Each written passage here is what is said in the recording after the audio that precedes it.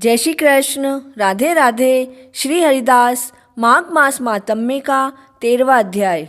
विकुंडल कहने लगे कि तुम्हारे वचनों से मेरा चित्त अति प्रसन्न हुआ, क्योंकि सज्जनों के वचन सदैव गंगा जल के सदृश पापों का नाश करने वाले होते हैं। उपकार करना तथा प्रिय बोलना सज्जनों का स्वभाव होता है। जैसे अमृत मंडल चंद्रमा को भी ठंडा कर देता है, अब कृपा करके यह भी बताओ कि किस प्रकार से मेरे भाई का भी नरक से उद्धार हो सकता है।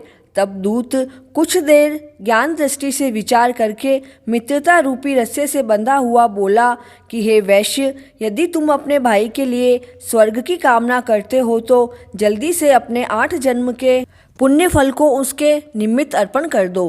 तब विकुंडल ने कहा कि हे दूत, वह पुण्य क्या है और मैंने कौन से जन्म में और कैसे किया है, सो बताओ, फिर मैं अपना पुण्य अपने भाई को दे दूंगा। दूत कहने लगा कि हे वैश्य, सुनो, मैं तुम्हारे पुण्य की सब कथा कहता हूँ।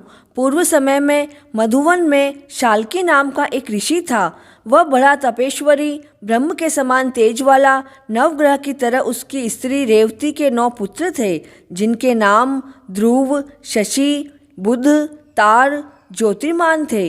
इन 5 ने गृहस्थाश्रम धारण किया तथा निर्मोह जित माया, ध्याननिष्ठ और गुणागत यह 4 संन्यास ग्रहण कर वन में रहने लगे।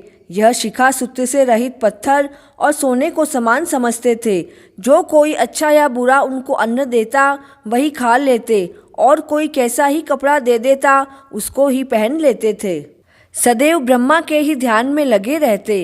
इन 4 ने व्रत, शीत निद्रा और आहार सबको जीत लिया। बस चर अचर को विष्णु रूप समझते हुए मौन धारण करके संसार में विचरण करते थे।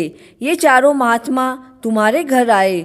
जब तुमने मध्याह्न के समय भूखे प्यासे इनको आंगन में देखा तो तुमने गदगद कंठ से आंखों में आंसू भरकर इनको नमस्कार करके बड़ा आदर सत्कार किया।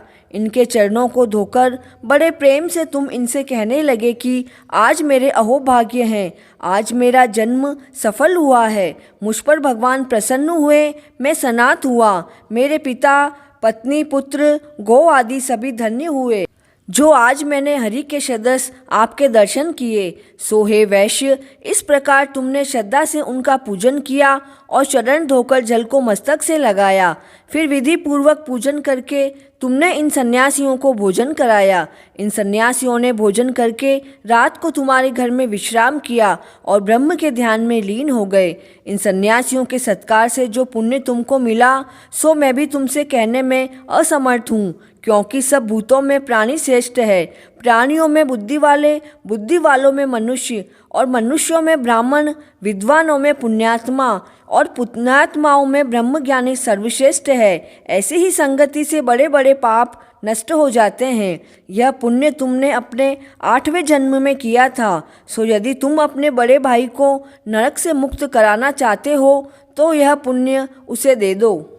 दूत के ऐसे वचन सुनकर उसके प्रसन्न चित्त होकर अपना पुण्य अपने भाई कुंडल को दे दिया और वह नरक से मुक्त हो गया। दोनों भाई देवताओं से पूजित किए गए। तब दूत ने अपने स्थान पर चला गया। इस प्रकार वैश्य के पुत्र विकुंडल ने अपना पुण्य देकर अपने भाई को नरक की यातना से छुड़वाया। सो हे राजन, जो कोई इस इतिहास को पढ़ता या सुनता है वह 1000 गोदान का फल प्राप्त करता है। माघ मास मातम्य का 13वां अध्याय पूर्ण हुआ। जय श्री कृष्ण।